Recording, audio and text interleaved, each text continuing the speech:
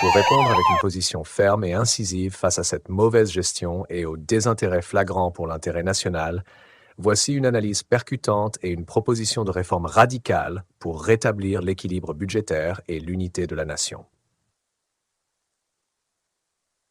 Un constat accablant, une démission généralisée. La situation actuelle reflète une démission des responsabilités à tous les niveaux. Les élus locaux, enchaînés à des logiques court-termistes et électoralistes, gèrent les budgets comme des épiciers, sans vision d'ensemble. L'État, de son côté, se contente de déléguer des charges sans les compenser, contribuant à l'asphyxie des départements.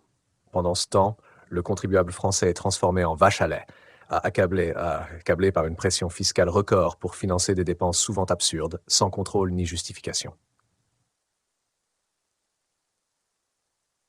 2. Le retour à l'intérêt national, une nécessité vitale. La France est un pays unitaire. Cela signifie que chaque décision locale doit s'inscrire dans une logique d'intérêt général. Le laxisme budgétaire actuel trahit cette idée fondamentale. Voici les priorités à rétablir. A. Arrêter la dilapidation des fonds publics. Les dépenses somptuaires liées à l'accueil incontrôlé de populations migrantes doivent être immédiatement gelées, sauf pour des cas strictement humanitaires validés à l'échelle nationale. L'accueil des mineurs non accompagnés doit être recentralisé, pris en charge par un fonds national dédié, avec des contrôles stricts pour éviter les abus.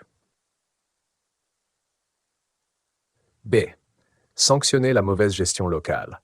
Chaque élu local doit être comptable de ses décisions budgétaires devant la Cour des comptes ou une institution indépendante, avec des sanctions dissuasives pour les abus ou la mauvaise gestion, interdiction de mandat, amende personnelle.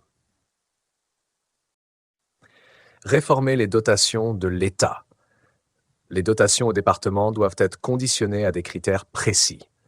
Gestion efficiente. Les départements qui gaspillent ne devraient plus être éligibles. Transparence totale. Publier tous les budgets départementaux en ligne, consultables par les citoyens. Audit permanent. Des inspecteurs indépendants devraient pouvoir intervenir pour rectifier les dérives financières.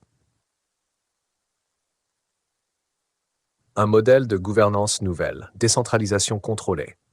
Plutôt que de continuer à étouffer les contribuables sous des taxes, il est temps d'adopter une approche plus centralisée pour les questions majeures, tout en laissant une autonomie locale sous contrôle strict. Référendum obligatoire. Les départements ne pourront engager de dépenses importantes, comme l'accueil de MNA ou de nouveaux projets sociaux, sans consultation directe des citoyens.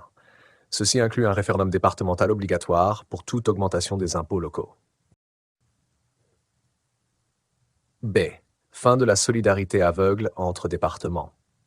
Il est inacceptable que des départements mal gérés soient sauvés par les contribuables des autres. Chaque territoire doit, selon ses moyens, avec un mécanisme de solidarité uniquement en cas de catastrophe naturelle ou d'événements exceptionnels. Stopper les transferts abusifs de compétences. L'État doit cesser de transférer des charges aux départements sans compensation intégrale.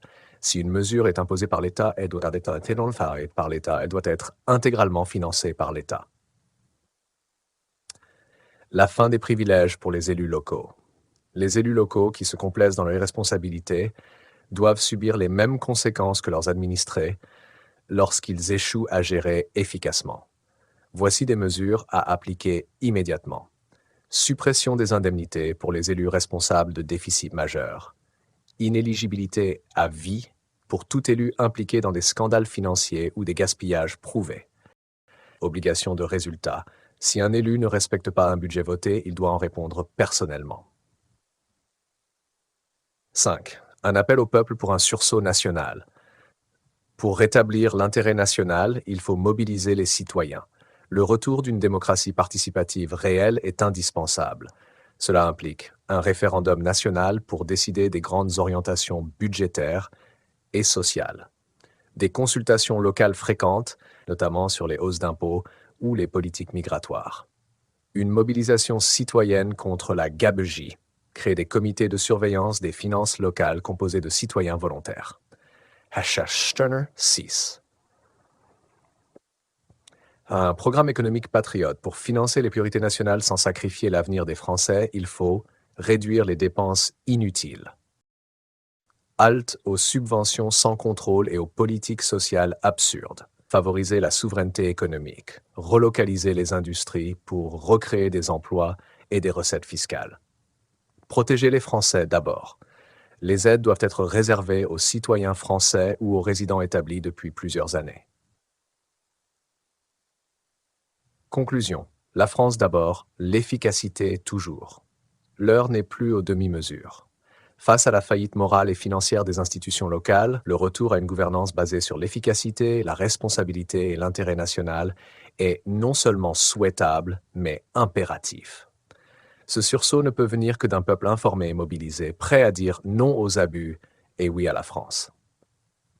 Alors, qu'attendons-nous pour exiger ce changement?